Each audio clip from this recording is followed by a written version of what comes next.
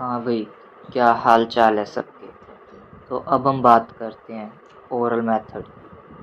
जैसे कि नाम से ही पता लग रहा है, पिल्स या फिर टैबलेट्स का यूज़ करा जाता है। इन पिल्स या फिर टैबलेट्स के पास प्रोजेस्टेरोन होता है या फिर प्रोजेस्टेरोन के साथ ईस्ट्रोजन कॉम्बिनेशन में प्रेजेंट रहता है। इन पिल्स का काम ये होता है कि ये ओव्यूलेशन और इम्प्लांटेशन को इनहिबिट कर देते हैं, यानी कि इन्हें रोक देते हैं। और साथ ही में ये स्पर्म की एंट्री को भी रिटार्ड करते हैं। इन पिल्स को डेली लेना होता है 21 दिनों के लिए, लेकिन एक डॉक्टर की प्रिस्क्रिप्शन के साथ इन पिल्स को शुरू के 5 दिन लेना होता है मेंस्ट्रुअल साइकिल के। फिर उसके बाद बीच में 7 डेज का गैप देना होता है। अब वो गैप मुझे नहीं पता किस लिए देते हैं, लेकिन डॉक्टर ने बोला है तो देते ही होंगे। फिर 7 दिनों के बाद इन पिल्स को उसी सेम पैटर्न में रिपीट करवाते हैं जैसे कि पहले डॉक्टर ने करवाया था। और इसको तुम्हारे एग्जामिनेशन में बना कर आ जाना, यानी कि बोर्ड्स, जो कि काफ़ी ज़्यादा इम्पोर्टेंट है और अच्छे मार्क्स लाने के लिए भी। इनका सबसे बेस्ट एग्जाम्पल होता है सहेली, जो कि तुमने काफ़ी टीवी एडवर्टाइजमेंट में देखी होगी। इसकी खास बात ये है कि ये पूरे वर्ल्ड के अंदर नॉन स्टीरॉयडल है। हफ्ते में सिर्फ एक ही बार लेनी होती है और इसके कोई भी साइड इफ़ेक्ट नहीं होते। और सबसे स्पेशली ये CDRI के द्वारा प्रिपेयर करवाई जाती है, सेंट्रल ड्रग रिसर्च इंस्टीट्यूट, जो कि प्रेजेंट है अपने लखनऊ के अंदर।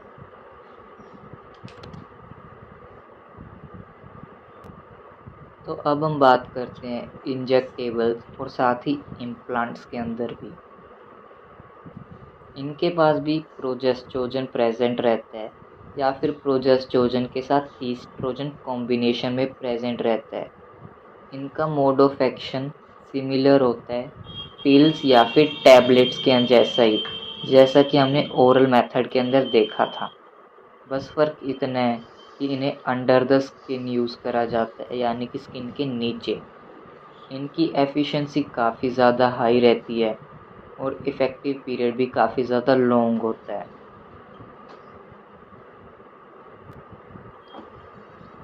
लेकिन इनको अनप्रोटेक्टेड सेक्स के 72 आवर्स की ड्यूरेशन में ही लेना होता है, तभी जाके इंजेक्टेबल्स या फिर इम्प्लांट इफ़ेक्टिवली वर्क करते हैं।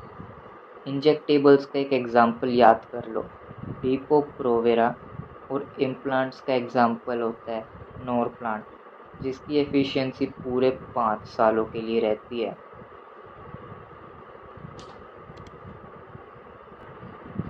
अब हम बात करते हैं सर्जिकल मेथड की।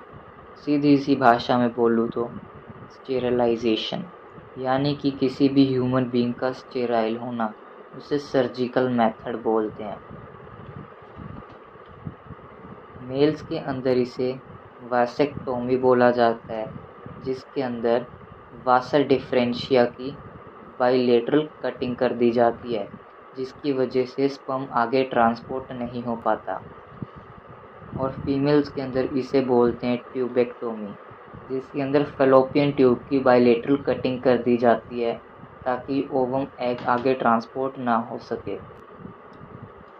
इन मेथड की एफिशिएंसी काफ़ी ज़्यादा हाई रहती है, इसमें कोई शक नहीं है, लेकिन इनकी रिवर्सिबिलिटी काफ़ी ज़्यादा पुअर है और इन मेथड्स को सिर्फ ट्रेंड पर्सनल्स की हेल्प से ही करा जा सकता है, यानी कि क्वालिफाइड डॉक्टर्स की।